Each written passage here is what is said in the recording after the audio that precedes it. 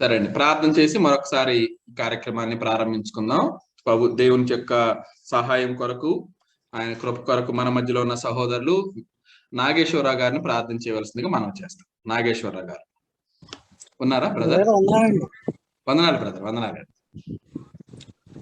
పరిశుద్ధుడు, మహోన్నతుడు, సర్వోన్నతుడా, నీకే వందనం స్తోత్రములు ఆయన. ఈ ఆదివారం నాయన ప్రభు సాయంకాలం తండ్రి ప్రభా చక్కని వాక్యాన్ని మాకు దయచేసారు. మీకు వందనాలు దయచేస్తున్నాం తండ్రి ప్రభా. ఇదిగోనైనా దైవజనులతో చక్కని వాక్యాలు మాకు నాయన వివరిస్తున్నాయన. ఇదిగోనైనా నా వివాహ యొక్క జీవితం ఎలా తండ్రి ప్రభా నాయన వాడి విషయంలో తన కుటుంబాన్ని ఏ విధంగా కట్టుకున్నాడు తండ్రి ప్రభా. ఇంకా అనేక విషయాలు మాకు తండ్రి ప్రభా తెలియపరిచిన. ఇదిగోనైనా ఇదిగో తండ్రి వారి యొక్క ప్రయాస తండ్రి ప్రభా యొక్క భారము ఈ విధంగా వాడి విషయంలో తండ్రి దేవుడు చిత్తానుసారంగా నడిచారు తండ్రి ప్రభా. ఇంకా అనేక విషయాలను తెలుసుకొని చుండగా తండ్రి ప్రభా. ఇదిగోనైనా అనేక విషయాలు తండ్రి కొత్త విషయాలను మాకు దైవం నేర్పుతున్నారు తండ్రి ప్రభా. ఇదిగోనైనా కొత్త విషయాలు ప్రభావ నేను గ్రహించుకుని తండ్రి వాక్యానుసారంగా తండ్రి ప్రభా నేను జీవించేలా తండ్రి ప్రభా. ఇదిగోనైనా వాక్యాన్ని తండ్రి వింటున్న ప్రతి ఒక్కరూ తండ్రి ప్రభా నాయన ఇట్టి ప్రకారంగా తండ్రి ప్రభా దేవుడు ఏదైతే ప్రభా వాక్యంలో రాయించారో అటు రీతిగా తండ్రి ప్రభా ఈ లోకంలో జీవించే అట్టి జ్ఞానమును అట్టి యొక్క కృపను మాకు దయచేయమని త్వరలోనే నామంలో ఇన్ని ప్రధాన ఇచ్చిన పరమ తండ్రి ఆమేన్. ఆమేన్. వందనాలండి. ప్రార్థనలు సహకరించిన సహోదరులకు వందనాలు. తర్వాత పాఠంలోకి వెళదాం.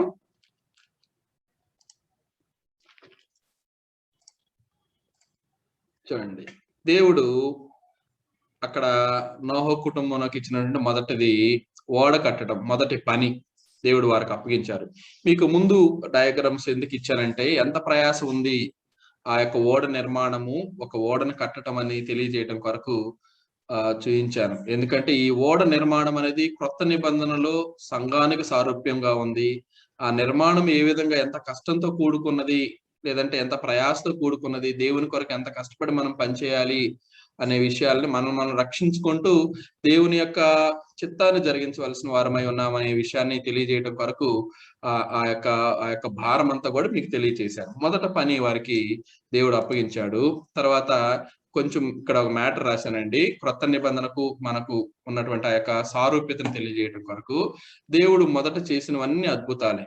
వాటి నుండి అన్ని న్యాచురల్ లా ప్రకారము ఆడ మరియు మగ ఇక్కడ నోవహు ఓడలోనికి రెండేసి జతలుగా ప్రవేశపెట్టబోతున్నాడు కాబట్టి వాటన్నిటిని అందులోకి ఆయన తీసుకురాబోతున్నాడు కాబట్టి ఆ ఓడ నిర్మాణంలో దేవుడు జాగ్రత్తలు తీసుకున్నాడు. ఎందుకంటే బయట డిఫరెంట్ ఫినామినాస్ ఉన్నాయి.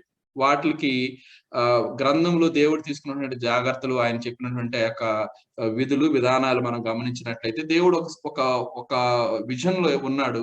దాని ప్రకారం మాత్రమే వెళుతున్నాడు. ఒకరి నుండే సమస్తములు భూమి మీద నిర్మింపబడ్డాయి అని అంటే మానవులందరూ ఒకరి నుండే ఆదాము నుండే వచ్చారు. తర్వాత నోహ కుటుంబం నుంచి రావాలి కాబట్టి అలానే భూజంతువుల నిర్మాణం అంతా కూడా ఆ విధంగా జరిగింది కాబట్టి దేవుడు నోటి మాటతోనే వీటన్నిటిని అద్భుతముల ద్వారా జరిగించాడు కాబట్టి భూజంతువులన్నిటిని, ఆకాశ పక్షులను, సముద్ర జలరాశులను ఎవ్రీథింగ్ చేశాడు కాబట్టి వాటిల్ని అదే ప్రకారం ఆ ఉత్పత్తి క్రమాన్ని దేవుడు ఏర్పాటు చేశాడు కాబట్టి ఆయన ఆ క్రమాన్ని ఎక్కడ డీవియేట్ కాకుండా ఉండటం కొరకు ఇక్కడ ఈ ఓడ నిర్మాణాన్ని చెప్తున్నట్లుగా మనం గమనిస్తా ఉన్నాం. ఆ ఓడలకు వాటన్నిటిని ప్రవేశపెట్టాలి కాబట్టి నోహ్ నీతిమంతుడని గ్రంథంలో మనం చూస్తా ఉన్నాం. అతడు ఒక్కడే నీతిమంతుడని ఎడల ఆయన మాత్రమే ఓడలోనికి ప్రవేశించును. ఆయన ఒక్కడే నీతిమంతుడిగా అక్కడ లేడు కదండి.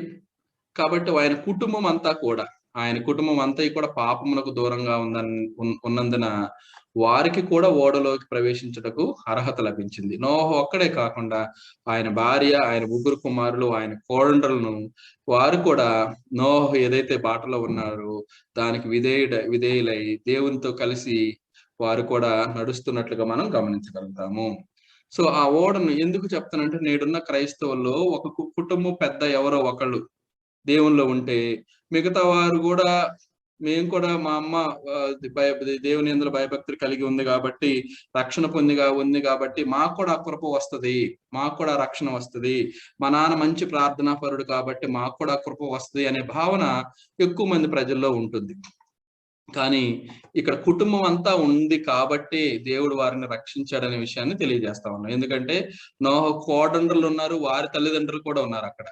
కానీ వారి విషయంలో దేవుడు ఎక్కడ కూడా తల్లిదండ్రులు కదా అని వాళ్ళ కోడండ్రుల తల్లిదండ్రులను కానివ్వండి, నోహ బంధుమిత్రులను కానీ ఎవరిని కూడా, రక్త సంబంధికులు కూడా ఎవరిని కూడా అందులోకి ఎలవ్ చేయలేదు. ఎవరైతే నీతిమంతులుగా ఉన్నారో వారిని మాత్రమే ఆ ఓడలోనికి ప్రవేశించడానికి అర్హత కలిగి ఇచ్చినట్లుగా కూడా మనం చూస్తా ఉన్నాము. ఈ ఓడను నిర్మించుటకు ఆయన కుటుంబం అంతయు సహకరించెను.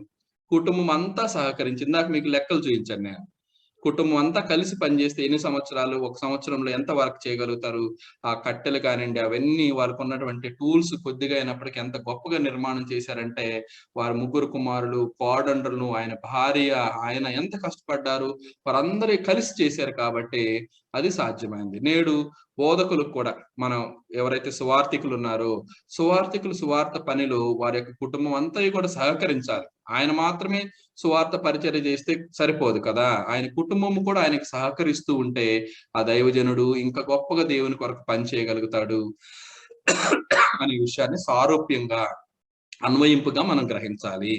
నోవహు కుటుంబం ఏ విధంగా ఆయనకు సహకరించిందో, నేడున్న క్రైస్తవులు వారి యొక్క కుటుంబ సభ్యులు కూడా దైవజనులకు ఎవరైతే బోధిస్తా ఉన్నారో, లేదంటే ఎవరైతే దేవుని బిడ్డలుగా ఉన్నారో వారికి సువార్త ప్రకటించట్లో సహకారులుగా ఉండాలనే విషయాన్ని తెలియజేస్తూ ఉన్నాము, అన్వయించుకుంటూ ఉన్నాము. ఆ కుటుంబాల్లాగా, అంటే నోవహు కుటుంబం లాగా మనం కూడా ఉన్నామో లేదో మనం పరీక్షించుకోవాలి. ఒకవేళ లేకపోతే సరి చేసుకోవాలి. కుటుంబంగా దేవుని కొరకు పనిచేయటము, సహకరించుకోవటము అది ఎంతో ఉత్తమము. మొదట ఓడ కట్టడం వారికి ఇచ్చిన పని. తర్వాత చూడండి సహోదరులారా, వారికి ఆహారమును సమకూర్చుకోవటం. మీరు గమనించినట్లయితే 6వ అధ్యాయము చివరి వచనాల్లో 20 నుండి గమనించినట్లయితే అక్కడ మనం, మరియు తినుటకు నానా విధములైన ఆహార పదార్థములు సమకూర్చుకొని నీ దగ్గర ఉంచుకొనుము, అవి నీకును వాటికిని ఆహారమగునని చెప్పెను. చూడండి, ఎన్నాళ్ళు ఉంటామో తెలియదు. వాస్తవానికి ఆ ఓడలో నోవహు వాళ్ళకి ఆహారాన్ని సమకూర్చుకోండి అని దేవుడే వారికి కష్టపడి ఆహారాన్ని సమకూర్చుకోమని సెలవిచ్చి ఉన్నాడు. దేవుడు డైరెక్ట్ గా ఆకాశం నుండి కురిపించలేదు. ఎంత కష్టంతో కూడుకున్నది. నోవహు వాళ్ళు వారి యొక్క విశ్వాస జీవితం గురించి మీకు నేను ఎక్స్ప్లెయిన్ చేయడానికి ప్రయత్నం చేస్తా ఉన్నాను. ముందెన్నడూ చూడనటువంటి యొక్క జలప్రలయం రాబోతుందని చెప్పినప్పుడు నోవహు దాన్ని విశ్వసించడము, వారి కుటుంబంలో వారికి వివరించినప్పుడు వారు కూడా దాన్ని విశ్వసించడము, విధేయులు అవ్వటము, తద్వారా దేవుడు చెప్పినటువంటి ఏర్పాట్లన్నీ కూడా చేయటము, యావత్తును ఆయన చెప్పిన ప్రకారమే చేయటం అనేది కూడా గొప్ప విషయము. నేడు మనం కూడా ఆ విధమైనటువంటి ఏర్పాట్లను కలిగి ఉండాలి. యావత్తు ఆయన చెప్పినటువంటి లేఖనానుసారమైన జీవితాలతో ముందుకు వెళ్ళాలనే విషయాన్ని మీకు తెలియజేస్తా ఉన్నాను. ఆహారం సిద్ధం చేసుకోవడం రెండో పని వారికి ఇచ్చినది. వర్షం పడిన రోజులు ప్లస్ 6 నెల వచ్చే వరకు ఆహారం కావాలి. అది సారెపతి విధవరాలు లాగా పిండే నూనె అయిపోయే కొలది రావటం లాగా కాదు. మీకు తెలిసి ఇక్కడ అయిపోయే కొద్ది ఇంకా వస్తానే ఉంటాయి కదండి, ఏలియా కాలంలో. అట్లా కాదు, ఇక్కడ వీరే సమకూర్చుకోవాలి. ఫుడ్ అంతా కూడా ముందుగానే సిద్ధపరచుకోవాలి. వారి కుటుంబం ఎంత కష్టపడి ఉంటుందో కదా. మొదటి కుటుంబము ఆదాము హవ్వలో అయితే, వారి నుంచి మొట్టమొదటి కుటుంబం ఆదాము హవ్వలైతే, ఇక్కడ రీజనరేషన్ కొరకు నోహు కుటుంబాన్ని దేవుడు ఎన్నుకోవటం జరుగుతా ఉన్నది. కాబట్టి గొప్ప విశ్వాసమైనటువంటి కుటుంబము ఈ నోహు కుటుంబము. దేవుడు ఏ కొలతలతో అయితే కట్టమని చెప్పాడో అదే కొలతలతో కట్టడము, తర్వాత సిద్ధం చేసుకోవటము, అదే ప్రకారం దేవునితో నడిచి మరి విధేయత చూపించటము గొప్ప కుటుంబంగా ఉన్నదని మనం గమనించగలము. ఇక్కడ అన్వయింపు మనం చూస్తా ఉన్నాం. అంటే ఓడ కట్టడము మొదటి పని, రెండవ పని ఆహారం సిద్ధం చేసుకోవటం రెండో పని విషయాన్ని మనం గమనిస్తా ఉన్నాము. తర్వాత ఆదికాండము 7వ అధ్యాయము మొదటి 3 వచనాలు, 6వ అధ్యాయం కంప్లీట్ చేసుకున్నాం. మొదటి 3 వచనాలు మనం చదువుకున్నట్లయితే, యెహోవా ఈ తరము వారిలో నీవే నా ఎదుట నీతిమంతుడవై ఉండుట చూచితిని కనుక నీవును నీ ఇంటి వారును ఓడలోనికి ప్రవేశించుడి. నోహు చెప్తున్న మాట అండి. పవిత్ర జంతువులలో ప్రతి జాతి పోతులు 7ను, పెంటులు 7ను, పవిత్రములు కాని జంతువులు ప్రతి జాతి పోతులను పెంటియును 2ను, ఆకాశ పక్షులలో ప్రతి జాతి మగవి 7ను, అడవి 7ను, నీవు భూమి అంతటి మీద సంతతిని జీవముతో కాపాడునట్లు నీ యొద్ద ఉంచుకొనుము. సో ఇందులో పవిత్రములు అపవిత్రములు కాదు అంటే మనం రాబోయే తరగతుల్లో కూడా కొంత గమనించవచ్చు. కాబట్టి సహోదరుల, దేవుడు ఇచ్చినటువంటి యొక్క ఆజ్ఞ ప్రకారము ఆయన ఏర్పాటు చేయటం చూస్తా ఉన్నాము. 7 each by 7s, 3 pairs plus 1. ఇక్కడ చూడండి మీరు, 7ను పెంటును 7ను, ఇక్కడ ప్రతి జంతువులు ప్రతి జాతి పోతులు 7ను పెంటులు 7ను 7 అని ఇచ్చాడు. ఆ 7 అనేది 3 pairs plus 1 అవ్వచ్చు, లేదంటే 7 pairs అవ్వచ్చు అండి. Or total 7. By translating we can observe this type of pairing అండి. 3 జతలు ప్లస్ 1 అయి ఉండొచ్చు, లేదు 7 pairs అయిన ఉండొచ్చు, లేదంటే 7 టోటల్ అయ్యే ఉండొచ్చు. అందులో ఎన్ని అనేది కౌంట్ మనం చెప్పలేము. తర్వాత 2 each by 2, 2 రాశారు కదా ఇక్కడ, ఆ 2 ఒక పేర్ అని మనం గమనించగలుగుతాం. సో ఆదికాండం 7వ అధ్యాయం 4వ వచనంలో, ఎందుకనగా ఇంకను 7 దినములకు నేను 40 పగలును 40 రాత్రులను భూమి మీద వర్షము కురిపించి నేను చేసిన సమస్త జీవరాశులను భూమి మీద ఉండకుండా తుడిచివేయుదునని నోవాహుతో చెప్పాను. చూడండి, ఇక్కడ ఒక విషయం నోవాహు తెలియజేశాడు. 40 పగలును 40 రాత్రులను భూమి మీద వర్షము కురిపించి, ఫస్ట్ రెయిన్ అంటామండి ఇది. ఫస్ట్ రెయిన్ మునిపెన్నడు లేదు, ఫస్ట్ రెయిన్. చూడండి, దీనికంటే ముందు ఏం జరిగిందంటే భూమి ఆవిరిని నేల నుండి రప్పించటము, తద్వారా జీవనం జరగటం అనే విషయం జరిగింది. 2వ అధ్యాయం 5వ వచనం మనం ఒకసారి గమనించినట్లయితే, ఆదికాండం 2వ అధ్యాయం 5వ వచనం జరిగితే, అది వరకు పొలమందలు ఏ పొదయును భూమి మీద నుండలేదు, పొలమందలు ఏ చెట్టును మొలవలేదు, ఎలయనగా దేవుడైన యెహోవా భూమి మీద వాన కురిపించలేదు, నేలను సేద్యపరచుటకు నరుడను లేడు. అయితే ఆవిరి భూమి నుండి లేచి నేల అంతటిని తడిపెను. ఆవిరి భూమి నుంచి లేచి నేల అంతటా ఆ ప్రకారం జరిగేది అంతకు ముందు. ఇప్పుడైతే ఫస్ట్ రెయిన్ చెప్పినప్పుడు నోహు విశ్వసించాడు. వానను ఎప్పుడు చూడలేదు కానీ దాన్ని విశ్వసించాడు. కాబట్టి సహోదరులారా, ఈ విషయాన్ని మనము స్టడీ చేస్తాం. First rain, God speaks from absolute authority. దేవుడు నేను వాటిని నిర్మించాను కాబట్టి వాటిని నాశనం చేయబోతున్నాను,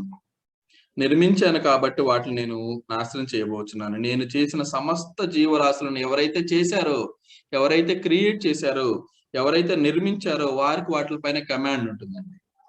క్రొత్త నిబంధనలో కూడా యేసుక్రీస్తు ప్రభు వారు గొప్ప గాలి తుఫాను రేగినప్పుడు దాన్ని అణచివేయటం చూస్తాం మనం. క్రియేటర్ కి దానిపైన కమాండ్ ఉంటుంది కాబట్టి దాన్ని అదుపు చేయగలుగుతాడు. కాబట్టి అదే విషయాన్ని మనం చూస్తా ఉన్నాం కదండి. ఎవరినైతే ఇప్పుడు మానవుల గురించి మనం ఆలోచించాం అనుకోండి, మన గురించి మనం నిర్మించింది ఆయనే కాబట్టి చనిపోయినా కూడా మనం తిరిగి ఆయన లేపగలుగుతాడు. అంత శక్తి ఆయనకు ఉంది. చనిపోయిన ఎంతో మందిని క్రీస్తు ప్రభువు వారు లేపటం, ఆయన బిడ్డలను లేపటము, చనిపోయిన లాజర్ను లేపటం మనం చూస్తా ఉన్నాం. ఎవరైతే ఏర్పాటు చేశారో ఆయన అథారిటీ ప్రకారము ఆయన క్రియేట్ చేశాడు కాబట్టి వాటిపైన ఆయనకు అధికారం ఉన్నది కాబట్టి ఆ ప్రకారము ఆయన మరలా వాటిని నాశనం చేయగలుగుతాడు, అలానే నిర్మించగలుగుతాడు. As being in perfect control of nature, దేవునికి ఉన్నటువంటి perfect control of nature etcetera, God names the exact time of the beginning and the exact time of the end of the rains. ఇక్కడ చెప్తా ఉన్నాడు, ఎప్పుడు జలప్రళయం వస్తుందో, ఎప్పుడు ఆగిపోతుందో కూడా చెప్తా ఉన్నాడు ఆయన. నేను ఇంకా 40 పగలును 40 రాత్రులను భూమి మీద వర్షం కురిపించిన తర్వాత గొప్ప జలప్రళయం రప్పించబోచున్నానని నోవాహుకు తెలియజేయటం జరుగుతా ఉంది.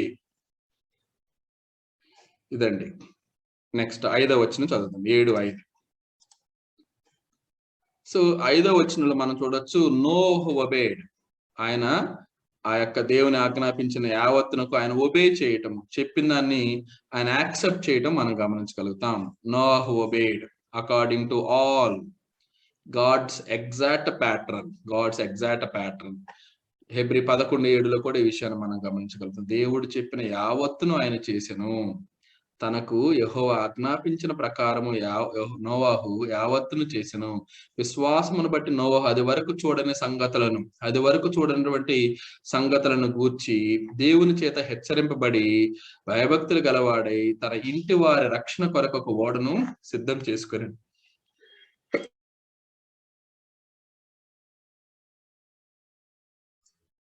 సిద్ధం చేసుకొనెను. అందువలన అతడు లోకము మీద నేరస్థాపన చేసి విశ్వాసమును బట్టి కలుగు నీతికి వారసుడైనను. లోకమంతా పాపమున్నా కానీ విశ్వాసమును బట్టి నీతికి వారసుడయ్యాడు. ఆయన దేవుడు చెప్పిందని ఎగ్జాక్ట్ గా ఫాలో అయ్యాడు, యావత్తును చేశాడు. యావత్తును చేయటం వల్ల ఆయన నీతికి వారసుడైనట్లుగా మనం గమనిస్తా ఉన్నాము. నోహు వయసు ఎంత ఈ జల ప్రళయం వచ్చేటప్పుడు అనే గమనించినట్లయితే 600 ఏండ్లు వాడు. ఆ జల ప్రళయం భూమి మీదకి వచ్చినప్పుడు నోహు 600 ఏండ్లు గలవాడు. అలానే ఆదికాండం 7వ అధ్యాయం 7 నుండి 9 వచనాల్లో the animals are put in the ark by God. దేవుని తోటి ఆ భూజంతువులన్నిటిని కూడా ఆర్క్ లోనికి, ఓడలోనికి దేవుడు ప్రవేశపెట్టడము, ఆయన చెప్పిన మాట ప్రకారం అవన్నీ కూడా ఓడలోనికి వెళ్ళటం చూస్తా ఉన్నాము. Went in or come in, ఈ రెండు సేమ్ పదాలండి.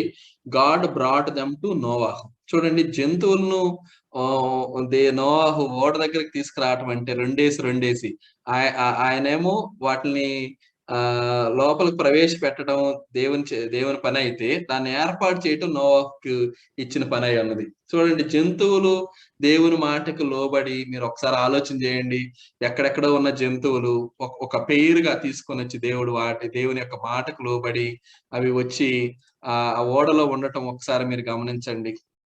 జంతువుల స్వభావం మీకు తెలుసు కదా, అవి ఎవరికన్నా మాట వినుంటాయా? అన్ని జంతువులు ఉంటాయి, పెద్ద పెద్ద జంతువులు కూడా ఉంటాయి, చిన్న జంతువులు ఉంటాయి. అన్నిటిని కూడా ఆయన తీసుకొచ్చి ఆ యొక్క ఓడలో ఏర్పాటు చేసినట్లు గమనించగలుగుతాం. ఇందులో దేవుడు కొన్ని విషయాలు చెప్పలేదు. ఏంటంటే, సముద్రంలో నివసించే వాటి గురించి చెప్పలేదు. సముద్రంలో నివసించేవి ఎట్లాగో నీళ్లలో ఉంటాయి కాబట్టి జల ప్రళయం వచ్చినా గానీ అవి నాశనం అవ్వు అనే ఉద్దేశం కావచ్చు. కాబట్టి భూ జంతువులను సమస్తమైనటువంటి వీటిని ఆయన ఆ ఓడలోనికి తీసుకొని వచ్చినట్లుగా, ప్రవేశపెట్టినట్లుగా మనం గమనించగలుగుతాము. యానిమల్స్. ఇంకా అలాగనే ఆదికాండం 7వ అధ్యాయం 10 నుండి 11 వచనాల్లో 2 సోర్సెస్ ఆఫ్ వాటర్ గురించి మనం నేర్చుకుంటాం. 2 సోర్సెస్ ఆఫ్ వాటర్. ఆదికాండం 7, 10, 11 వచనాలు. 10వ వచనం ఒకసారి చదువుకుంటే, 7 దినములైన తర్వాత ఆ ప్రవాహ జలములు భూమి మీదకి వచ్చెను. ప్రవాహ జలములు భూమి మీదకి వచ్చెను. 7 దినములైన తర్వాత ప్రవాహ జలములు భూమి మీదకి వచ్చెను. 11వ వచనంలో నోహు వయసు యొక్క 600 సంవత్సరము 2వ నెల 17వ దినమున మహా అగాధ జలములు ఊటలన్నీ ఆ దినమందే విప్పబడెను. ఆకాశపు తూములు విప్పబడెను. 40 పగలును 40 రాత్రులను ప్రచండ వర్షము భూమి మీద కురిసెను. ఆ దినమందే నోవాహు కుమారులకు షేమును, హామును, యాపెత్తును, నోవాహు భార్యయు వారితో కూడా అతని 3 కోడండ్రులను ఆ ఓడలోనికి ప్రవేశించరు. ఇక్కడ 2 sources of water. Fountains of the great deep అన్నాం. తర్వాత విండోస్ ఆఫ్ ద హెవెన్స్ అన్నాం. ఆకాశం యొక్క ఆకాశపు తూములు విప్పబడటం. తర్వాత మహాగాధ జలములు, ఊటలన్నీ. ఊట అంటే ఊట ఎక్కడి నుంచి వస్తుంది సహోదరులారా? ఊట అంటే భూమి నుండి వచ్చేది కదా. భూమి లోపల నుంచి వాటర్ వస్తా ఉంది, పై నుంచి వాటర్. అందుకని 2 సోర్సెస్ ఆఫ్ వాటర్ అన్నాం. పై నుంచి వస్తున్నాయి భూమి, ఊటలో నుంచి పైకి వచ్చి భూమి అంతా కూడా కప్పేసినట్లుగా మనం గమనించగలుగుతాము. చూడండి, ఇక్కడ మీకు ఈ గొప్ప ఉపద్రవం తర్వాత మనం గమనించినట్లయితే, ఎత్తైన మహాపర్వతముల మీద సముద్ర జంతువుల యొక్క అవశేషాలు ఎందుకు ఉన్నాయో సైంటిస్టులు తెలుసుకున్నారు. ఇప్పుడు కొన్ని ఏళ్ళ తర్వాత గమనించిన పెద్ద పెద్ద పర్వతాలు, వాటిపైన ఈ సముద్రపు యొక్క అవశేషాలు ఎందుకు వస్తాయి? ఒకవేళ రాళ్ల సందులోనో, బండల సందుల్లోనో ఈ జల ప్రళయం వచ్చినప్పుడు మనందరికి తెలుసు కదా, ఈ యొక్క పెద్ద పెద్ద మహాపర్వతాలన్నీ కూడా మునిగిపోవటము, తర్వాత వాటికంటే ఎత్తుగా ఈ యొక్క ఓడ ఆర్క్ పైకి లేపబడటం మనం గమనించాము. సో ఈ జల ప్రళయం వచ్చినప్పుడు అందులో కొన్ని సముద్ర జంతువులు, లేదంటే సముద్ర చేపలు, ఇవన్నీ కూడా పెద్ద మౌంటైన్స్, రాళ్ల సందుల్లోనూ, లేదంటే ఆ యొక్క ఫాజిల్స్ ను సైంటిస్టులు కనుక్కుంటా ఉన్నారు. అంత ఎత్తైన కొండల మీదకి చేపలు ఎలా వెళ్ళగలుగుతాయి కదండి? వాటిని పరిశీలించినప్పుడు నోహు యొక్క ఓడ ఎక్కడ వచ్చింది, ఎప్పుడు వచ్చింది, తర్వాత ఈ గొప్ప global flood, it is not a local flood అని చెప్పేసి, ఈ గ్లోబల్ ఫ్లడ్ మహా గొప్ప జల ప్రళయము ఈ భూమి అంతటిని కూడా నాశనం చేసింది అనే విషయాన్ని సైంటిస్టులు కూడా ధృవీకరించారు. తద్వారా మనం సేవిస్తున్న దేవుడు నిజమైన దేవుడని, ఆయన మనకు మన యొక్క రక్షణకు మన యొక్క ప్రతి విషయంలోనూ సహాయం చేస్తున్నాడని, కాబట్టి మనం ఏదైతే విశ్వసించి ఉన్నామో పరలోక రాజ్యము, దాని పట్ల మనం ఇంకా మరింత విశ్వాసాన్ని పెంపొందించుకోవాలని చెప్పేసి ఈ సైంటిఫిక్ ఎవిడెన్స్ చూసిన తర్వాత మనం ఇంకా మన యొక్క విశ్వాసంలో బలపడగలుగుతాం. ఉన్నవాడు అనువాడు కాబట్టి ఆయన్ను ఖచ్చితంగా మనము ఆయన చేసిన గొప్ప కార్యాలను నేడు కూడా మనం కళ్ళతో చూస్తున్నాం కాబట్టి చూసి ఇంకా మనం గొప్పగా ఆయనను కీర్తించాలనే విషయాన్ని మనం తెలుసుకుంటా ఉన్నాము. సహోదరులారా, ఇంకా 7:13 మనం గమనించినట్లయితే 7:13 గమనించినట్లయితే వారి యొక్క కుమారులు కోడండ్రలను తర్వాత వారి యొక్క భార్య వీరందరూ కూడా ఓడలోని ప్రవేశించడం మనం గమనిస్తాము. 7:17 ఈ జల ప్రవాహము 40 దినములు భూమి మీద నుండగా జలములు విస్తరించి ఓడను తేల చేసినందున అది భూమి మీద నుండి పైకి లేచును. ఇక్కడ స్మాల్ కాంట్రడిక్షన్ ఉన్నట్లుగా అనిపిస్తుంది. 7:17 ఆ జల ప్రవాహము 40 దినములు భూమి మీద నుండగా, జల ప్రవాహములు 40 దినములు భూమి మీద నుండగా, ఎగ్జాక్ట్ గా ఈ జల ప్రవాహములు దాదాపుగా భూమి పైన 1 సంవత్సరం పైనే ఉంటాయి. కానీ ఈ వచనంలో మనకి ఏం గమనిస్తా ఉందంటే ట్రాన్స్లేషన్ లో మనం ఒక చిన్న పదాన్ని తెలుసుకుంటాం. జలములు విస్తరించి ఓడను తెలజేసినందు భూమి మీద నుండి పైకి లేచెను. The flood was 40 days coming upon the earth. The Hebrew word shows, the Hebrew Bible shows this, the duration of its coming, not its duration upon the earth. భూమి పైన ఉండేది కాదు, కానీ భూమి మీద వర్షం ఎన్ని రోజులు కురవబోతుంది అనే విషయాన్ని హీబ్రూ గ్రంథం నుండి మనం తెలుసుకోగలుగుతాము. 40 రోజులకి జలప్రళయం, 40 రోజులు, 40 పగళ్ళు 40 రాత్రులు భూమి పైన వర్షము నీళ్లు వస్తాయి, కంటిన్యూగా ఫ్లో ఉంటుంది అని దేవుడు తెలియజేస్తా ఉన్నాడు. ఈ విషయాన్ని మనం అట్లా అర్థం చేసుకోవాలి. అంతేగా 40 రోజులు మాత్రమే భూమి మీద ఉంటాయి అనే విషయం కాదు. 40 దినాలు 40 పగుళ్ళు 40 రాత్రులు ప్రచండమైనటువంటి నీళ్లు భూమిపైకి చేరుతుంది. ఆకాశం క్రింద ఉన్నటువంటి యొక్క సమస్తమును కూడా నాశనం అవుతాయి. మహాపర్వతములన్నీ కూడా మునిగి పైకి ఈ ఓడ లిఫ్ట్ అవుతుంది అనే విషయాన్ని కూడా మనం తెలుసుకుంటాము. ఆ విషయాన్ని గ్రహించగలుగుతాము. 7:18-20 వచనాల్లో జలములు భూమి మీద ప్రచండముగా ప్రబలి మిక్కిలి విస్తరించినప్పుడు ఓడ నీళ్ల మీద నడిచెను. ఆ ప్రచండ జలములు భూమి మీద అత్యధికముగా ప్రబలినందున ఆకాశం అంతటి క్రిందనున్న గొప్ప పర్వతములన్నీ మునిగిపోయెను.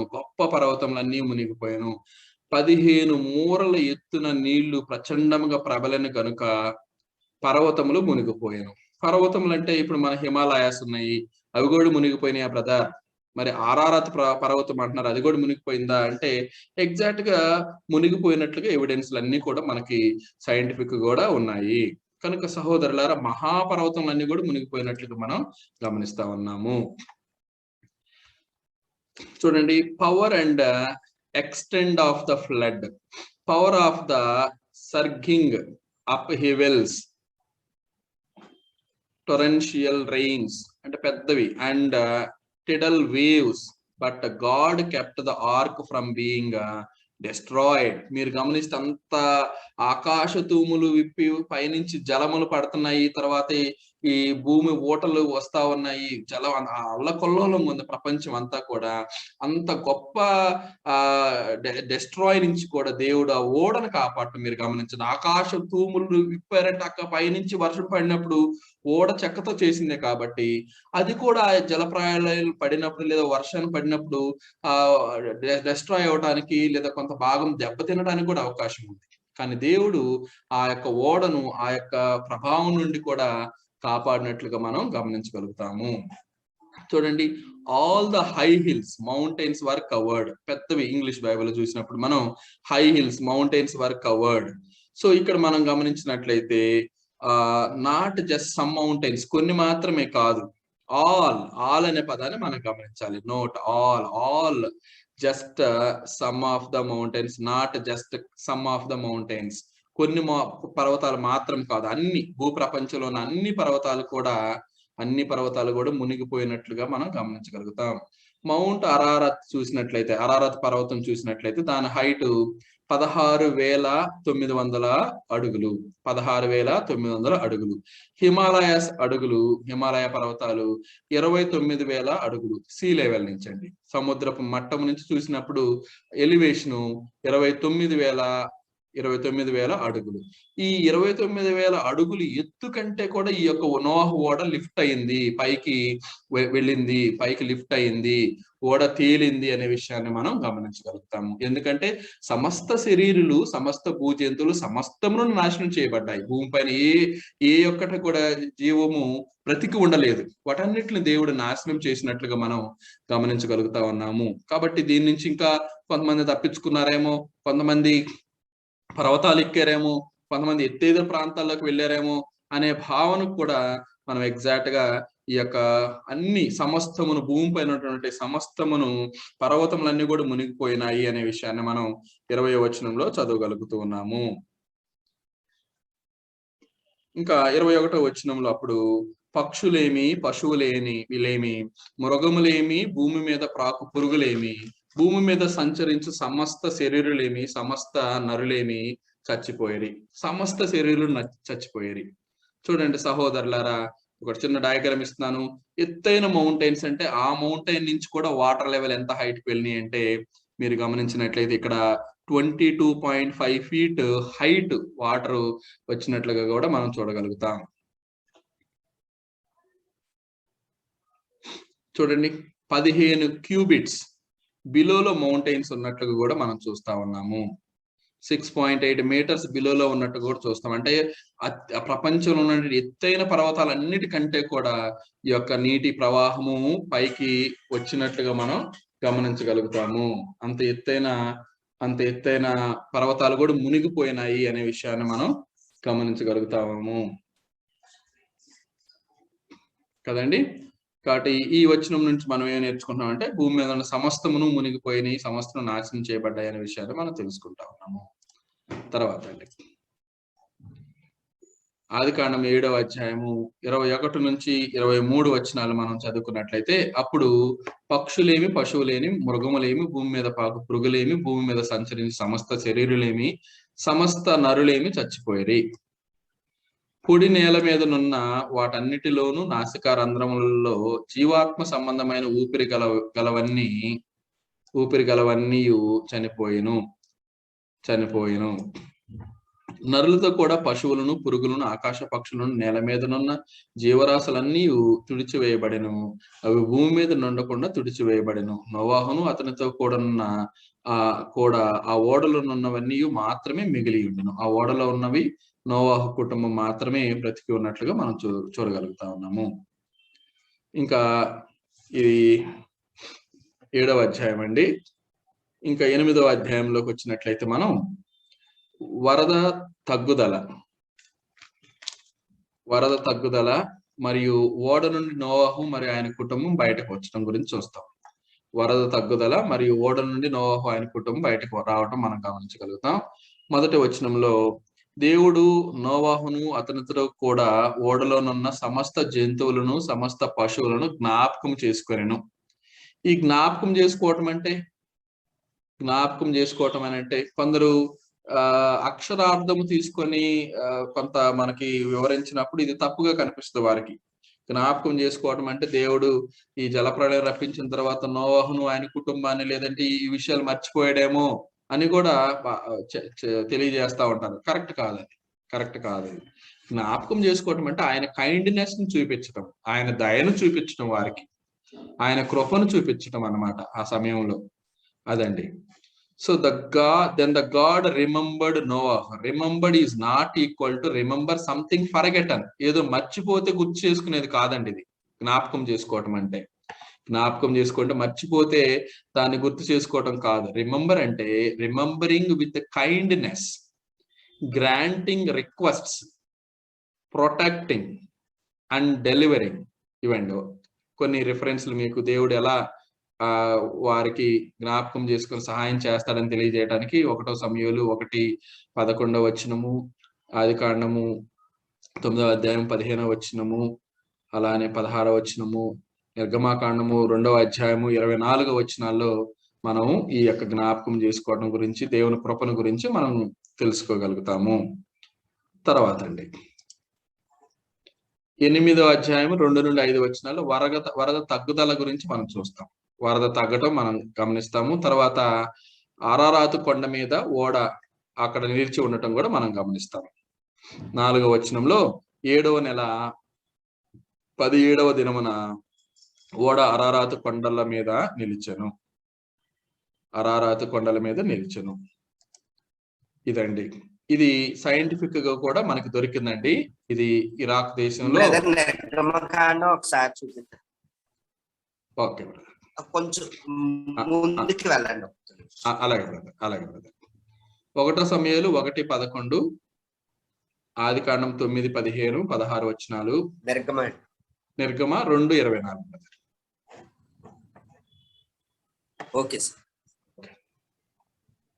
నెక్స్ట్ అండి, ఈ అరారాతు కొండ పైన నోవాహు ఏర్పాటు చేసినటువంటి యొక్క ఓడ ఇలా ఆగటము, ఆ స్ట్రక్చర్ ను మనం చూడగలుగుతున్నాం. చూడండి ఇక్కడ మీరు, ఫ్రంట్ అండి ఇది ఫ్రంట్, రేర్ ఇది బ్యాక్ సైడ్, నోవాహు ఆర్క్ అంటున్నాము.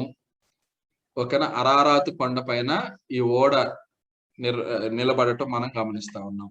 నిలబడటానికి కూడా చూడండి సహోదరులారా, అది ఎక్కడో ఒక అన్కండిషనల్డ్ ప్లేస్ పైన నిలబడితే ఇదంతా కూడా బ్రేక్ అయిపోయే అవకాశం ఉండేది. దేవుని కృప ఆయన కంటిన్యూగా ఎలా చూపిస్తున్నాడు అనే దాన్ని తెలియజేయడానికి ఒక కొండ పైన, ఒక సురక్షితమైన ప్రాంతం పైన ఈ ఓడను నిలపటము, తర్వాత దాన్ని సురక్షితంగా దిగే వరకు కూడా మనుషులు, తర్వాత అందులో ఉన్న భూజంతువులన్నీ కూడా దిగే వరకు కూడా ఆయన కాపాడటం అనేది కూడా దేవుని యొక్క కృప, ఆయన కనికరం ఏ విధంగా ఉందో మనం తెలుసుకోగలుగుతున్నాము. లేదు ఒక కష్టమైన ప్రదేశంలోకి తీసుకెళ్తే ఇబ్బందికరం, బ్రతుకున్నవి కూడా చనిపోయే అవకాశం ఉంటుంది, ఈ ఓడ ఇరిగిపోయే అవకాశం ఉంటుంది సరైన ల్యాండింగ్ లేకపోతే. అంత లోడ్, ఎక్కువ లోడ్ ఉంటుంది కదా, చాలా ఎక్కువ లోడ్ ఉంటుంది. గాడ్ కేర్ ఈ సీన్ అగైన్, మరొకసారి మనం దేవుని కృపను చూడగలుగుతా ఉన్నాం ఇక్కడ. If the ark had landed on a precarious place, it would have tipped and killed much of the livestock. బ్రతుకున్నవి కూడా చనిపోయే అవకాశం ఉంది. The shift of the weight in unloaded would also have been dangerous. So unloading చేయటం కూడా dangerous అయ్యేది ఒక సురక్షితమైన ప్రాంతంలో నిలిచి ఉండకపోతే.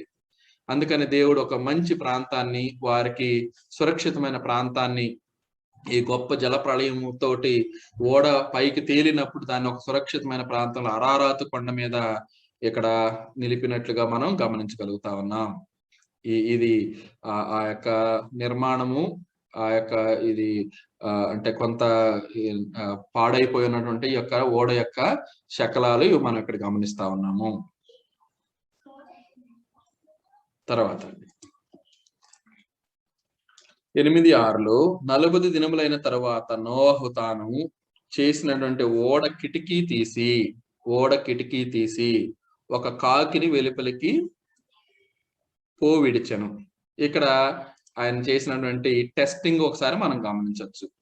8వ అధ్యాయము 7 నుండి 12 వచనాల్లో, ఆదికాండము 8వ అధ్యాయము 7 నుండి 12 వచనాల్లో testing of the earth by birds, earth పైన పరిస్థితులు ఎట్లా ఉన్నాయి అని తెలుసుకోవడం కొరకు పక్షులను నోవాహు విడవటము మనం గమనిస్తా ఉన్నాం. మొదటగా రావెన్, ఒక కాకిని విడిచినప్పుడు అది మరలా తిరిగి రాలేదు.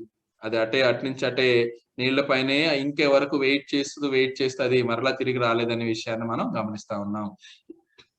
ఎందుకంటే అది ఇంకా ఒకవేళ నీరు తగ్గిపోతే కళేబరాలు దొరుకుతాయి కదా, ఇంకా అవి తినటానికి అది అట్నుంచి అటే వెళ్ళినట్లుగా కూడా దాని స్వభావాన్ని మనం గమనిస్తా ఉన్నాం. మరి 7 రోజుల తర్వాత ఆయన ఒక నల్ల పావురం ఒకటి విడిచెను. 8వ వచనం చూడండి. మరియు నీళ్లు నేల మీద నుండి తగ్గినవో లేదో చూచుటకు అతడు తన యొద్ద నుండి నల్ల పావురం ఒకటి వెలుపలికి విడిచెను. నీళ్లు భూమి అంతటి మీద నున్నందున తన అరకాలు నిలుపుటకు దానికి స్థలము దొరకలేదు కనుక ఆ ఓడలోనున్న అతని యొద్దకు తిరిగి వచ్చెను. అప్పుడు అతడు చేయి చాచి దాన్ని పట్టుకొని ఓడలోనికి తీసుకొనెను. తర్వాత చూడండి. మరి 7 దినములు తాళి. మరి 7 దినములు తాళి అని అంటే ముందు 7 దినములు ఆయన వెయిట్ చేసినట్టుగా మనం అర్థం చేసుకోవచ్చు.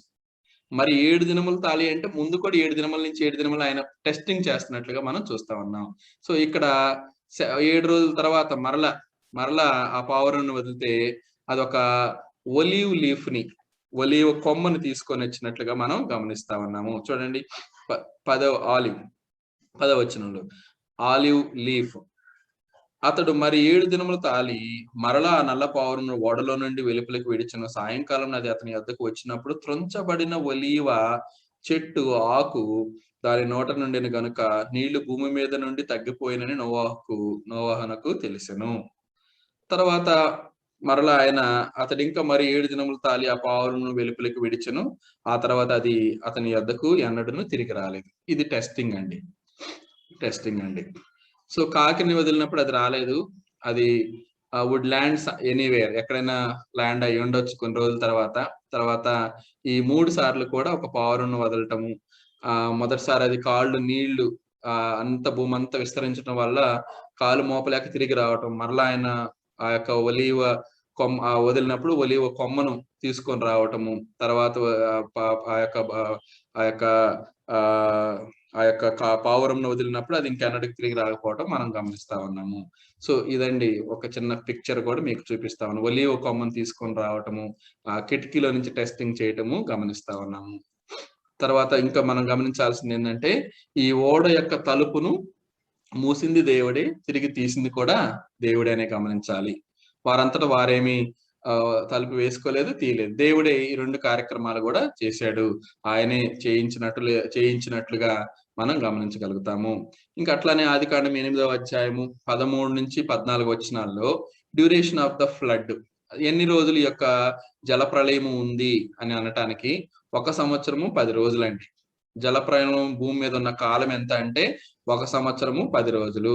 1 సంవత్సరము 10 రోజులు మొత్తం మనం క్యాలిక్యులేట్ చేసుకున్నట్లయితే 1 year 10 days.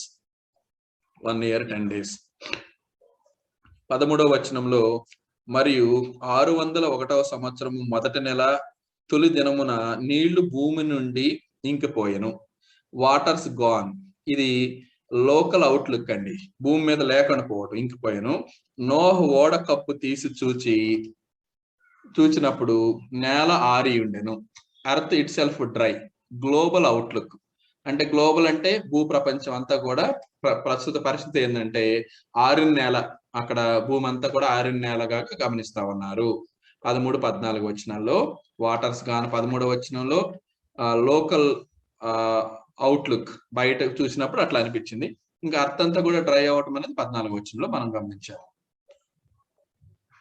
తర్వాత అండి ఇంక వారికి ఆజ్ఞాపించడం, నీవును నీ కుమారులను నీ భార్యను అలానే సమస్త భూ జంతువులను ఇవన్నీ కూడా తిరిగి ఓడ నుంచి బయటకు రావటం ఆయన ఆజ్ఞాపించడం మనం చూస్తా ఉన్నాం. ఓడ నుండి బయటకు వెళ్ళమని దేవుడు నోవాహుకు ఆజ్ఞాపించటము మనం అక్కడ 15వ వచనం నుండి 18వ వచనాల వరకు గమనించగలుగుతా ఉన్నాం. తర్వాత అండి 18వ వచనంలో నీతో కూడానున్న ప్రతి జంతువును వెంట పెట్టుకుని వెలుపలికి రావాలను, అవి భూమి మీద బహుగా విస్తరించి భూమి మీద ఫలించి అభివృద్ధి పొందవలనని నోవాహుతో చెప్పెను. సో ఈ ఫలించి అభివృద్ధి చెందటం అనే మాట అప్పుడు ఆదాము హవ్వలకు కూడా చెప్పాడు దేవుడు. అదే మాట ఇక్కడ నోవాహుకు ఆయన కుటుంబానికి కూడా తెలియజేస్తా ఉన్నాడు. ఆదికాండం 1:28లో చూడండి, దేవుడు వారిని ఆశీర్వదించెను. ఎట్లనగా మీరు ఫలించి అభివృద్ధి పొంది విస్తరించి భూమిని నిండించి దాన్ని లోపరుచుకొనుడి అనే విషయాన్ని ఆదాములకు చెప్పాడు. అలాగనే ఇక్కడ నోవాహుకు కూడా సేమ్ ఫినామినా, దేవుడు ఒకటి అనుకున్నది దాన్ని అమలు పరుస్తా ఉన్నాడు. ఆయన మనలాగా మాట మార్చే వ్యక్తి కాదు. ఆయన ఒక ఫినామినాని దాన్ని ఆయన ఇంప్లిమెంట్ చేస్తాడు. మొదట చేసినవన్నీ కూడా అద్భుతాలే, తర్వాత అంతా కూడా న్యాచురల్ ప్రకృతి సిద్ధంగా అవి వాటి యొక్క క్రమాన్ని జరిగిస్తూ ఉండాలి. ఇక్కడ నోవాహు కూడా అదే చెప్తున్నాడు, భూమిని నిండించండి, ప్రతి జంతువును మీరు ఏలండి, విస్తరించమని, భూమి మీద ఫలించి అభివృద్ధి పొందమని ఆయన ఆశీర్వదిస్తున్నట్లుగా మనం గమనిస్తా ఉన్నాము. తర్వాత ఇంకా మీరు గమనించినట్లయితే 20వ వచనంలో 20 నుంచి 22 వచనాల ఆదికాండము నోవాహు బలిపీఠం కట్టి దహన బలిని అర్పించడం దేవునికి. దేవుడు భూప్రపంచం నాశనం అయినప్పటికీ నన్ను నా కుటుంబాన్ని ఆయన కాపాడాడు కాబట్టి thanks giving is very important అండి. దేవుడు కోరుకునేది మీరు క్రొత్త నిబంధనలో కూడా చూడండి, క్రీస్తు ప్రభు వారు 10 మందిని ఆయన బాగు చేసినప్పుడు అందులో ఒక్క ఆయన వచ్చి తిరిగి థ్యాంక్స్ గివింగ్ చెప్తారు, మిగతా 9 గుండ్రులు ఎక్కడ అని ప్రభు వారు అడుగుతారు. సో దేవుడు నీ జీవితంలో నీకు చేసిన పనికి, నీ జీవితంలో ఆయన నీకు చేసిన గొప్ప కార్యములను బట్టి తిరిగి నువ్వు దేవుణ్ణి ఆశ్రయించాలి, ఆయన చరణ కోరాలి, ఆయన కృపను చూపిస్తూ ఆయనని కీర్తించాలి, మహిమపరచాలి. ఆ విషయాన్ని ఫర్గెట్ చేయకూడదు. అదే విషయాన్ని ఇక్కడ మనం నోహా కూడా చూడండి, చక్కగా ఆయన ఆఫరింగ్ ఇవ్వటం, బలిపీఠ మీద దహన బలిని అర్పించడం మనం గమనిస్తా ఉన్నాము. ఆ తర్వాత an offering of thanks giving 8:20-22 వచనాల్లో ఒకసారి మనం చదువుకున్నట్లయితే 22వ వచనంలో భూమి నిలిచి ఉన్నంత వరకు, మీకు ఇక్కడ చదువుకుంటే దేవుడు అక్కడ ప్రామిస్ చేయటము, మరి అన్నిటికీ భూమి మీద ఇట్టి జలప్రళయమును రాకుండా చూస్తానని చెప్పటము, గుర్తుగా ఒక ఇంద్రధనుస్సును ఏర్పాటు చేయటము, ఈ విషయాలన్నీ కూడా మనం గమనించగలుగుతాము. ఇంద్రధనుస్సు, రెయిన్బో చూడండి. God promise to the Noah, he will not curse the ground again although, ఇంకెన్నటికి భూమిని శపించను, నాశనం చేయనని చెప్పేసి ప్రామిస్ చేయటము. For because of an account of the imagination of man's heart is evil from your youth. ఈ యొక్క లక్షణాలను బట్టి, వారి యొక్క క్రియలను బట్టి ఇంకా నాశనం చేయను అనే విషయాన్ని బట్టి ప్రామిస్ చేయడం చూస్తా ఉన్నాము. He will not destroy every living thing. He will not destroy every living thing. ఆయన ఇంకా ఏ సమస్త భూజంతువులను వీటిని కూడా నాశనం చేయనని ప్రామిస్ చేయడం మనం గమనిస్తా ఉన్నాము. 21వ వచనం చూడండి. అప్పుడు యెహోవా ఇంపైన సువాసన గ్రహించి ఇక మీదట నరులను బట్టి భూమిని మరలా శపించును, ఎందుకనక నరుల హృదయ ఆలోచన వారి బాల్యం నుండే చెడ్డది. బాల్యం అంటే యూత్ అండి. బాల్యం అంటే యూత్ యవ్వనము.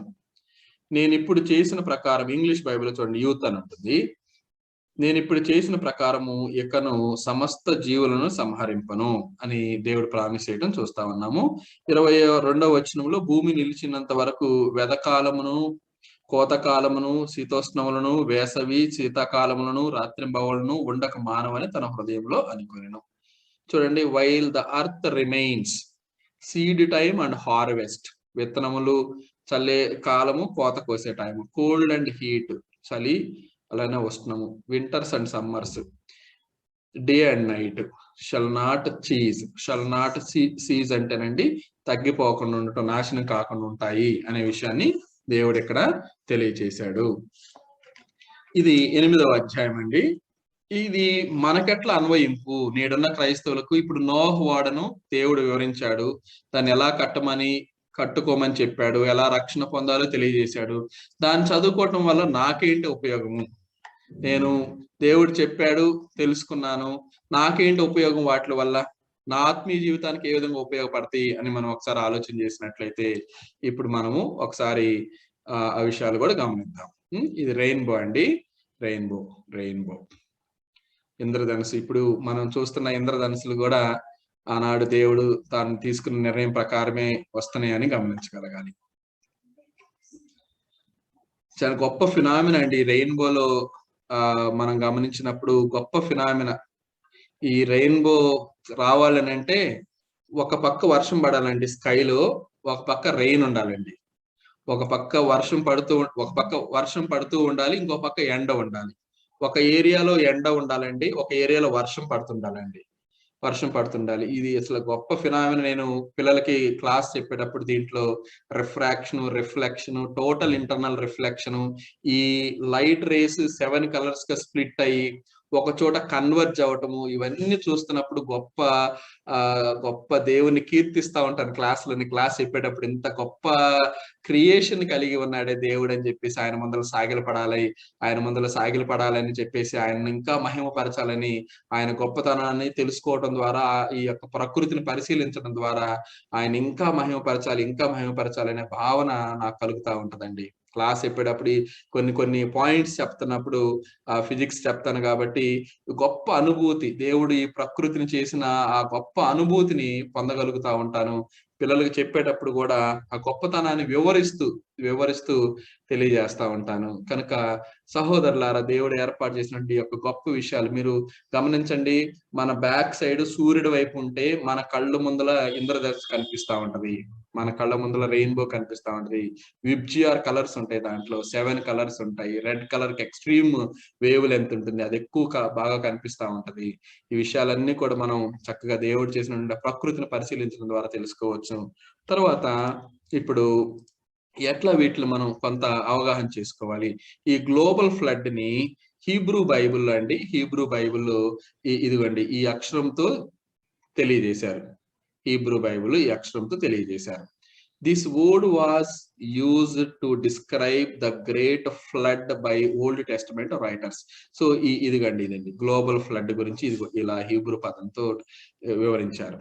న్యూ టెస్టమెంట్ లో అయితే ఇదిగోండి ఇలా ఉపయోగించారండి. న్యూ టెస్టమెంట్ లో గ్లోబల్ ఫ్లడ్ కెటసిజం అన్నారండి. న్యూ టెస్టమెంట్ లో దీన్ని కెటసిజం అన్నారు. కెటసిజం లూకాసు వార్త 17:27లో ఈ పదాన్ని ఉపయోగించారు. అలానే ఓల్డ్ టెస్టమెంట్ మనం చదువుకునే అధ్యాయాల్లో ఈ జలప్రళయం అనే పదం అనే దగ్గర ఈ యొక్క పదాన్ని ఈ హీబ్రూ బైబిల్లో ఉపయోగించినట్లుగా మనం గమనిస్తా ఉన్నాము. గ్లోబల్ ఫ్లడ్ స్ట్రాంగ్ నెంబర్స్ కూడా ఇచ్చానండి, చూసుకోండి ఒకసారి. లూకాసు వార్త 17:27లో హీబ్రూ బైబిల్లో ఈ పదాన్ని మనం చూడగలుగుతాం. చాలా చోట్ల ఉంది, ఒకటి మీకు నేను కోట్ చేశాను క్రొత్త నిబంధనలు. తర్వాత అండి మనకి ఎట్లా అన్వయింపు ఇది ఏంటి, దేవుడు తెలియజేశాడు, నేను తెలుసుకున్నాను, దానివల్ల నాకేంటి ఉపయోగము అని మనం ఒకసారి ఆలోచించినట్లయితే, నోహు జలప్రళయం నుండి భౌతికంగాను ఆత్మీయంగాను రక్షింపబడినట్లే మనమును రక్షింపబడవలెను. భౌతికంగా రక్షణలోకి వచ్చాడు ఆయన, ఆత్మీయంగా కూడా రక్షణలోకి వచ్చాడు. అట్లనే మనం కూడా రక్షణలోకి రావాలి, రక్షింపబడాలి. నోవహు ఓడలోకి ప్రవేశించినప్పుడు భౌతికంగా రక్షింపబడెను, అయితే దుష్టులందరినీ ఈ జలప్రళయంలో నాశనం చేయబడినందున వారి పాపం నుండి కూడా అతడు రక్షింపబడెను. అట్టి పాపములు అంటకుండా ఆయన కాపాడుకోగలిగాడు. మనం కూడా మన ఆత్మ రక్షణ కొనుట అతి ప్రాముఖ్యము. నిజ క్రైస్తవుడు పాపమునకు దూరముగా ఉండవలెను. పాపమునకు దూరంగా, ఎందుకంటే లోకమంతా పాపం ఉన్నప్పుడు అందరూ ఒకే దారిలో వెళ్తున్నారు, నేను కూడా అదే దారిలో వెళ్తాను అని అంటే కరెక్ట్ కాదు. అందరూ ఆ చర్చికి వెళ్తున్నారు, అక్కడ సత్యం లేకపోయినా కానీ వేల మంది లక్షల మంది ఆ చర్చికి వెళ్తున్నారు, నేను కూడా అక్కడికి వెళ్తానంటే ఈ నేటి పరిస్థితులు లానే ఉంటుంది. సత్యం ఎక్కడ ఉంటుందో అక్కడికి నువ్వు వెళ్ళాలి. దేవుడు చెప్పిన మాటల ప్రకారం ఎక్కడైతే స్వార్థ ఉంటుందో అక్కడికి మనం వెళ్ళాలి. దేవుని యొక్క గ్రంథం ఏం తెలియజేస్తుందో దాన్ని తూచా తప్పకుండా పాటించే సంఘం ఏది ఉందో దాని దగ్గరకు మనం వెళ్ళాలి. అప్పుడే మనకు రక్షణ వస్తుంది అనే విషయాన్ని ఈ యొక్క నోవహు ఓడ నుంచి మనం గ్రహించగలుగుతాము. కృప వలన రక్షణ, ఎందుకంటే ఆదికాండం 6, 7, 8 అధ్యాయాల్లో మనం చూసుకున్నట్లయితే నోవహు వలన ఇప్పుడు మనం కూడా దేవుని కృప వలన మాత్రమే రక్షింపబడగలుగుతున్నాము. ఆయన కృప, అది మనం చేసేది ఏం లేదు, ఆయన ఉచితమైన కృపద. ఎఫెసీ 2:8 ఒకసారి మీరు రెఫరెన్స్ చదువుకోండి. అలాగనే విశ్వాసము ద్వారా మనకు రక్షణ, నోవహు విశ్వాసము వలన రక్షింపబడినని హెబ్రీ 11:7లో చూడగలుగుతాము. మనము కూడా విశ్వాసము ద్వారానే రక్షింపబడగలము. రోమా 5:1, గలతీ 3:26 మీరు ఒకసారి చదువుకోవాల్సిందిగా మనం చేస్తూ ఉన్నాము. మనము రక్షింపబడుటకు విశ్వాసం అవసరమని ఈ వచనంలో బోధించుచున్నను. విశ్వాసం ఒక్కటే సరిపోదు, ఒకటి మాత్రమే చాలనని బోధించట్లేదు. విశ్వాసం ఉండాలి, విశ్వాసముతో పాటు విధేయత కూడా కలిగి ఉండాలి. విధేయత వలన విశ్వాసము. రాసుకుంటున్నారండి ఈ పాయింట్స్ సహోదరులారా? మనకెట్లా అన్వయింపు అనే విషయం గురించి మనం ఈ నోహు ఓడ గురించి నేర్చుకున్నాను. నాకేంటి ఉపయోగం దానివల్ల, నేను ఎట్లా దాని నుంచి నేర్చుకొని నా ఆత్మీయ జీవితాన్ని ఎట్లా నేను సరి చేసుకోవాలి, ఏ విధంగా నేను ముందుకు వెళ్ళాలని తెలియజేయటం కొరకు క్రొత్త నిబంధనలో నుండి కొన్ని విషయాలు మనం గమనిస్తా ఉన్నాము. కృప వలన రక్షణ, విశ్వాసము ద్వారా రక్షణ. మనకున్న విశ్వాసమును దేవునికి విధేయులుగా ఉంటూ మన విశ్వాసాన్ని మనం ప్రదర్శించినట్లయితే తద్వారా మనకు రక్షణ. క్రియలు చూపించాలి. దేవుడు చెప్పాడు, అంత గొప్ప పనిని కూడా కష్టం అనుకోకుండా నోవాహు ఆయన కుటుంబము క్రియల రూపకంగా విధేయత చూపించారు, తద్వారా వారు రక్షణ పొందారు. కాబట్టి సహోదరులారా, నెక్స్ట్ చూద్దాం. విధేయత వలన విశ్వాసం అండి. విధేయత వలన మనము రక్షణలోకి ఏ విధంగా రాగలుగుతాము? నోహు దేవుని మాటలు నమ్ముతూ మాత్రమే కాకుండా ఆయనకు విధేయత చూపటం వలన రక్షింపబడను. అప్పటికింకను భూమిపైన ఎన్నడూ వర్షం కురియకపోయినను జలప్రళయం రప్పింపబోచున్నాడని దేవుడు అతనికి చెప్పగా నోహు ఆ సంగతులను విశ్వసించును, మరియు దేవునికి విధేయత చూపుచు అతడు ఒక ఓడను సిద్ధం చేసిన. మనము కూడా దేవునికి విధేయత చూపుట వలన రక్షింపబడదును. ఎలయనగా యేసుక్రీస్తు దేవుని కుమారుడై ఉండి తాను పొందిన శ్రమల వలన విధేయత నేర్చుకొనెను. కాబట్టి విధేయత ద్వారా మనము దేవుని యొక్క రక్షణను పొందగలము. మన యొక్క ఈ లోక రకమైనటువంటి పాపము నుండి విముక్తి పొందగలము. మరియు తనకు విధేయులైన వారికి అందరికీ ఆయన నిత్య రక్షణకు కారకుడు ఆయన యేసుక్రీస్తు గురించి. హెబ్రీ 5వ అధ్యాయము 8 నుండి 10 వచనాలు. మనము దేవుని యందును యేసుక్రీస్తునందు విశ్వాసం ఉంచినంత మాత్రముననే రక్షింపబడలేము. విశ్వాసముతో పాటు నోహు వలెనే మనము విధేయత చూపవలెను. విశ్వాసము ప్లస్ విధేయత. విశ్వాసము ప్లస్ విధేయత ద్వారా ఆశీర్వాదము వచ్చునని మనం ముందు క్లాసులో నేర్చుకున్నాం. అవిధేయత వల్ల శాపం వచ్చునని ముందు క్లాసులో నేర్చుకున్నాం. విశ్వాసము ప్లస్ విధేయత ద్వారా ఆశీర్వాదము. నోహు ఆయన కుటుంబం ఆశీర్వదించాడు దేవుడు, ఆశీర్వదింపబడ్డారు. సో ఎవరైతే అవిధేయత చూపించారో వారందరూ కూడా శాపానికి లోనయ్యారు, తద్వారా నాశనం కాబడ్డారు ఈ గొప్ప జలప్రళయం ద్వారా. నేడు మన పరిస్థితి కూడా అంతే. దేవునికి విశ్వాసంతో పాటు విధేయత క్రియలు లేకపోతే రేపు మనము తీర్పు నాడు ఈ ఓడలో లేని జనాలలాగా మనం కూడా నశించిపోవచ్చు. మనం ఎప్పుడైతే విధేయత చూపిస్తామో, ఎప్పుడైతే ఆయన ఆజ్ఞలు గైకొంటామో, అప్పుడు ఓడలో ఉన్నటువంటి వ్యక్తుల్లాగా మనం కూడా రక్షింపబడతాము, తద్వారా పరలోకాన్ని స్వతంత్రించుకోగలుగుతాము. నీటి ద్వారా రక్షణ అండి. నీటి ద్వారా రక్షణ. కొందరు నాకు బాప్తీసం లేకపోయినా పర్వాలేదు, నేను దేవుని బిడ్డనే, లేదంటే నేను రక్షణ పొందగలను అనుకుంటారు. కానీ బాప్తీసం కంపల్సరిగా తీసుకోవాల్సిందే. నోహు నీటి ద్వారా రక్షింపబడను. 1 పేతురు 3వ అధ్యాయము 19-20 వచనాలు ఒకసారి మీరు చదవండి. నోహు వలన మనము కూడా నీటి ద్వారానే రక్షణ పొందగలము. మనం రక్షింపబడవాలంటే బాప్తీసము కంపల్సరీ.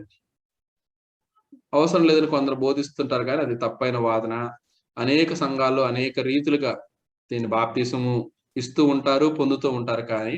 కానీ నిజమైన బాప్తీసము పూర్తిగా ముంచబడి పైకి లేచినప్పుడే వాని యొక్క పాపములు కడిగి వేయబడతాయనే విషయాన్ని మనం తెలుసుకుంటా ఉన్నాము.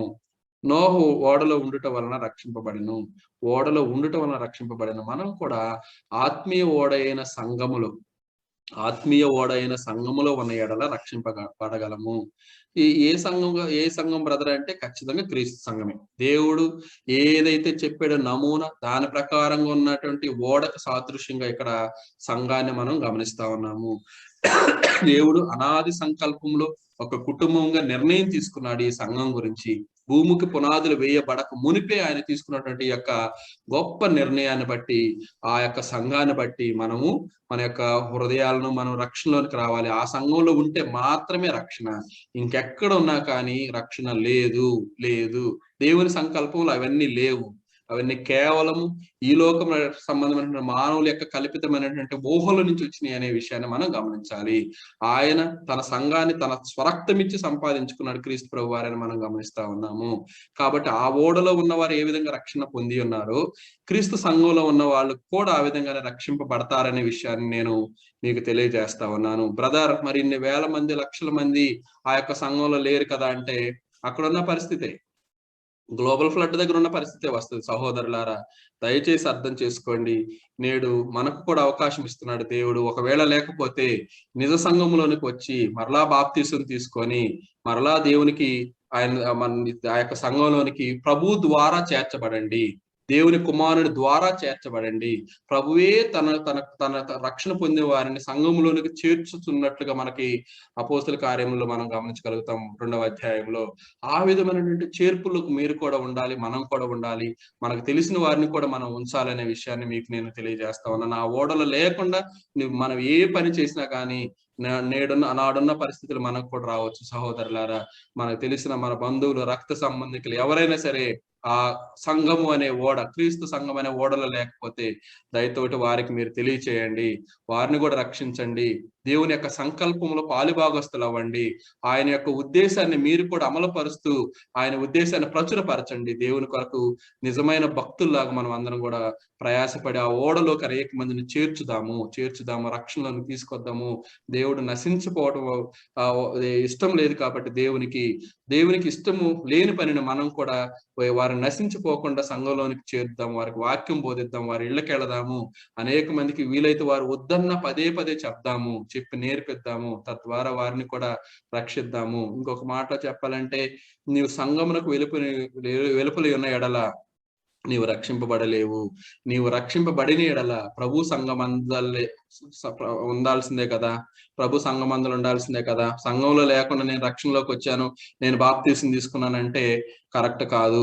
సంఘంలో ఉన్నప్పుడే ఆయన సంఘంలో ఉన్నప్పుడే రక్షణ పొందినట్లు, ఆయన సంఘంలో ఉన్నప్పుడే నువ్వు బాప్తీసం తీసుకున్నట్టు, ఆయన సంఘంలో ఉన్నప్పుడే మనము దేవుని బిడ్డలుగా ఉంటాము. నోహు ఓడను నిర్మించినను దానిలోనికి అతడు ప్రవేశించుటకు తిరస్కరించిన ఎడల, ఒకవేళ ఆయన ఇదంతా నిర్మించాడు, ఓడను నిర్మించి దానిలోకి వెళ్ళడానికి తిరస్కరించిన ఎడల తప్పక నాశనం అయి ఉండేవాడే. అట్లే క్రీస్తు నిర్మించిన సంఘంలో నీవు ప్రవేశించిన ఎడల, నోహు నిర్మించిన ఓడకు వెలుపులున్న వారి వలె నీవును నేనును నశించిపోగలమని గమనించగలము. అందరికి ఆయన దేవుడు అనాదిలో సంకల్పించినటువంటి ఆ యొక్క సంఘంలో ఒకవేళ నీవు నేను లేకపోతే ఖచ్చితంగా గ్లోబల్ ఫ్లడ్ లో నోహు వారి కుటుంబం కాకుండా మిగతా వారికి ఏ విధమైనటువంటి సమస్య వచ్చిందో, ఏ విధమైనటువంటి వారు నాశనానికి లోనయ్యారో, నేడు మీరు నేను అందరం కూడా మన కుటుంబాలు కూడా ఆ విధంగా ఉండగలుగుతాయి. కాబట్టి మనం ప్రత్యేకంగా తెలుసుకొని దేవుని యొక్క స్వార్థ కొరకు, లేదంటే దేవుడిచ్చినటువంటి మార్గమును నమూనా ప్రకారం మాత్రమే ఆరాధిస్తూ నిజమైనటువంటి ఆ యొక్క రక్షణను పొందగలము. సహోదరులారా, ఇక్కడ మీకు కొంత సారూప్యతను నేను చూపిస్తా ఉన్నాను.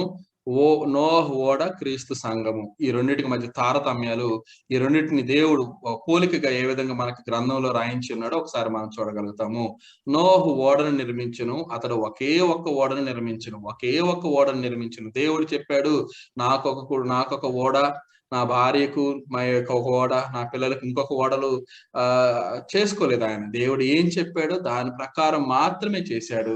అలానే క్రీస్తు కూడా తన సంఘమును కట్టుతానని ఆయన ప్రామిస్ చేశారు. మత్తయి సువార్త 16:18 వచనంలో, ఇదిగో ఈ బండ మీద నా సంఘమును కట్టేదనని పేతురుతో చెప్పిన మాటలండి. ఆయన తన సంఘమును చెప్పిన మాట ప్రకారంగా కట్టాడు. ఆ సంఘం విస్తరించింది. నేడు ప్రపంచ దేశాల్లో ఉంది ఆ సంఘము. దేవుని కొరకు యథార్థంగా పనిచేసే భక్తులు ఎంతో మంది ఆ సంఘంలో ఉన్నారు. మొదటి శతాబ్దపు క్రైస్తవులు ఏ విధంగా ఆరాధన చేశారు, ఏ విధంగా అటువంటి ఆ యొక్క ఆరాధన కార్యక్రమాల్లో పాల్గొంటూ దేవుని మహిమను చూశారు. నేడు కూడా ఆ సంఘములో ఉంటూ అనేక మంది ఆ విధమైనటువంటి మొదటి శతాబ్దపు క్రైస్తవులకు మాదిరిగా జీవిస్తున్న క్రైస్తవులు అనేక మందిని ఈ సంఘంలో మనం చూడగలుగుతాము. కాబట్టి ఓడలో ఒకే ఒక కుటుంబం రక్షింపబడెను. క్రీస్తు సంఘములో కూడా ఒకే ఒక కుటుంబం ఉన్నది, అది దేవుని కుటుంబము. అన్ని కుటుంబాలు ఒకటి కాదండి. నోహు యొక్క కుటుంబం అంతయు ఓడలో ఉండిన, అలాగనే దేవుని కుటుంబం అంతయు సంఘంలో ఉన్నది. నోహు పిల్లలు ఓడలో ఎట్లుండిరో, నోహు పిల్లలు ఓడలో ఎట్లుండిరో అట్లే దేవుని పిల్లలు మాత్రమే సంఘంలో ఉందరు. దేవుని పిల్లలు మాత్రం, దేవునికి కుమారులు కావాలి. కుమారులు ఎట్లా తీసుకుంటాడు ఆయన? సంఘము ద్వారా నానా విధమైనటువంటి జ్ఞానాన్ని ఆయన అందిస్తాడు. ఆ సంఘం ద్వారా మాత్రమే పరలోక సంబంధమైనటువంటి విషయాలను, మర్మాలను ఆయన తెలియజేస్తాడు. తద్వారా ఆయనకు కుమారులు తయారవుతారు, ఆయన స్వీకరిస్తాడు. క్రీస్తునకు పోలినటువంటి కుమారులను ఆయన తయారు చేసుకుంటాడు సహోదరులారా. కాబట్టి ఆ సంఘంలో ఉన్నప్పుడు మాత్రమే మనం ఈ విధమైనటువంటి పిల్లలుగా పిలువబడతాము. ఓడలో ఉన్న వారందరూ నోహు పేరుని ఎట్లు ధరించును, నోహు కుటుంబంగానే కానీ పిలువబడ్డారు. వాళ్ళందరూ కూడా వ్యక్తిగతంగా ఏం పిలువబడలేదు, ఆ కుటుంబంగానే పిలువబడ్డారు. ఆయన పేరును బట్టి వారందరూ కూడా రక్షణలోనికి వచ్చారు. ఆయన కుటుంబంగా వారు ఆయన యొక్క మాటలను విశ్వసించారు. తండ్రి చెప్పిన మాటలను లేదా భర్త చెప్పిన మాటలను విశ్వసించారు. కోడండ్రలు గాని, తర్వాత కొడుకులు గాని, భార్య గాని, వారు నోహు పేరును బట్టి ఎట్లా వారు ముందుకు సాగారో, ఆయన మాటలు విని దేవుడు చెప్పిన మాటలను వారు పాటించారో, అదే విధంగా ఇక్కడ మనం సంఘంలో ఉన్న వారు అందరూ కూడా క్రీస్తుని పేరును అట్లే ధరింతురు. క్రీస్తు పేరును అట్లే ధరింతురు. కాబట్టి ఓడలోకి ప్రవేశించడానికి ఒకే ఒక్క మార్గం అన్నది.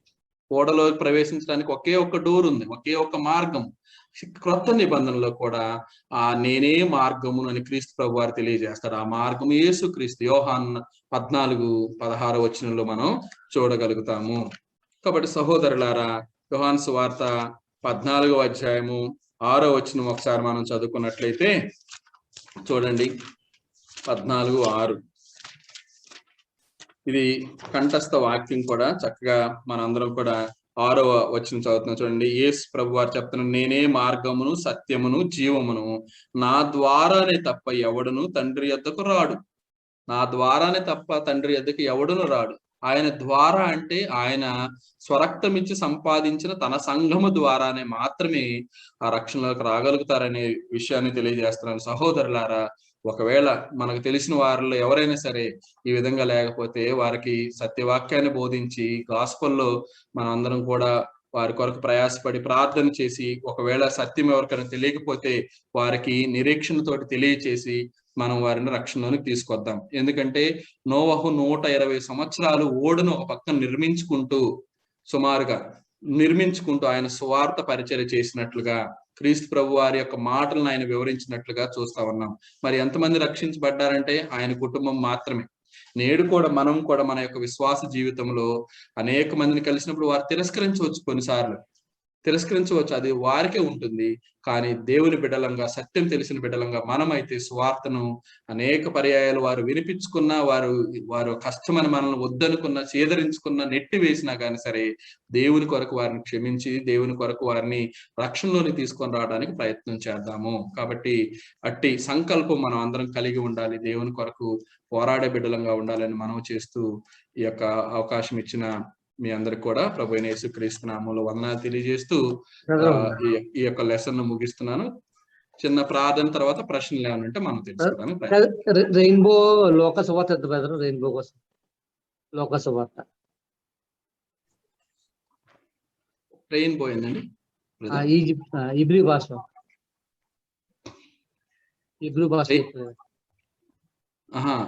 వచ్చిన అక్కడ మనం హీబ్రూ బైబిల్లో చూడగలుగుతాం ఆ పదాన్ని. ఇదండి, ఇదేగా మీరు అడిగారు. లోక 17:27లో ఇది ఇంద్రధనుసు గురించి కాదండి, రెయిన్బో గురించి కాదు. గ్లోబల్ ఫ్లడ్ అనే పదాన్ని పాత నిబంధనలు ఎలా ఉపయోగించారు, క్రొత్త నిబంధనలు ఎలా ఉపయోగించారని తెలియజేస్తారు. మన మధ్యలో ఉన్న సహోదరులు నవీన్ గారి యొక్క ముగింపు ప్రార్థనతోటి యొక్క కార్యక్రమాన్ని మనం క్లోజ్ చేసుకుందామండి. సహోదరులను ప్రార్థన చేయవలసిందిగా మనం చేస్తాం. తర్వాత ఏమైనా ప్రశ్నలు ఉంటే మనం నేర్చుకోవడానికి ప్రయత్నం చేద్దాం. 8:30 అయినట్లుంది, ఎగ్జాక్ట్ టైం ఫాలో అవుదాము. మరలా మీకు కూడా వేరే పనులు ఉండొచ్చాం బహుశా. దేవుని కృపను బట్టి ఇంకా మనం ఎక్కువ నేర్చుకోవడానికి కూడా ప్రయత్నం చేద్దాం. సహోదరులు ప్రార్థన చేయవలసిందిగా మనం చేస్తాం. నవీన్ గారు ఉన్నారా? నవీన్ గారు సారీ, మ్యూట్ లో మాట్లాడుతున్నాను. అయ్యో, ఓకే బ్రదర్, ప్రార్థన చేయండి. ప్రార్థించుకుందాము. ప్రేమగల మా తండ్రి, దయగల దేవ, మరి ఒకసారి మీ పాద సన్నిధిని చేరి ధ్యానించుకునే భాగ్యం మాకు అనుగ్రహించినందుకు మీకు స్తుతులు, స్తోత్రములు, వందనములు తండ్రి. ప్రభా, ఈ సాయంకాలం దినమున ప్రభా ఈ బైబిల్ స్టడీలో ఆది కాండంలో ప్రభా గొప్ప గ్లోబల్ ఫ్లడ్ గురించి మేము నేర్చుకున్నందుకు ప్రభా మీకు నామానికి స్తుతులు, స్తోత్రములు తండ్రి. ఎలాగో నోవా తన ఈ యొక్క పెద్ద గ్లోబల్ ఫ్లడ్ నుంచి ప్రభా దేవుడు నోవా కుటుంబాన్ని కాపాడారు ప్రభా. అలాగే ప్రభా యేసుక్రీస్తు ఈ యొక్క ఫైనల్ రెవల్యూషన్ నుంచి ప్రభా మనల్ని సేవ్ చేయడానికి ఏర్పరిచిన సంఘం గురించి తెలుసుకున్నాం ప్రభా. మీకు స్తుతులు, స్తోత్రములు తండ్రి ప్రభా.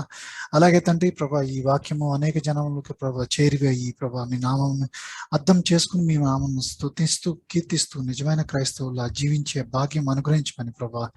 అలాగే ఈ బైబిల్ స్టడీలో పాల్గొన్న ప్రతి ఒక్కరిని దీవించి ఆశీర్వదించమని వేడుకుంటూ బోధించిన సహోదరులను దీవించండి, ఆశీర్వదించండి ప్రభా.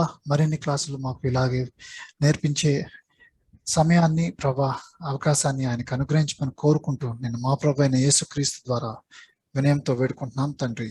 ఆమేన్. వందనాలు. అర్థం చేసినందుకు ఏమైనా ప్రశ్నలు ఏమైనా ఉంటే తెలుసుకుంటాం. అనుమతించిన ఈ లెసన్ రికార్డ్ చేస్తే మాత్రం మాకు పంపండి బ్రదర్ ఈ పాఠం. Okay okay brother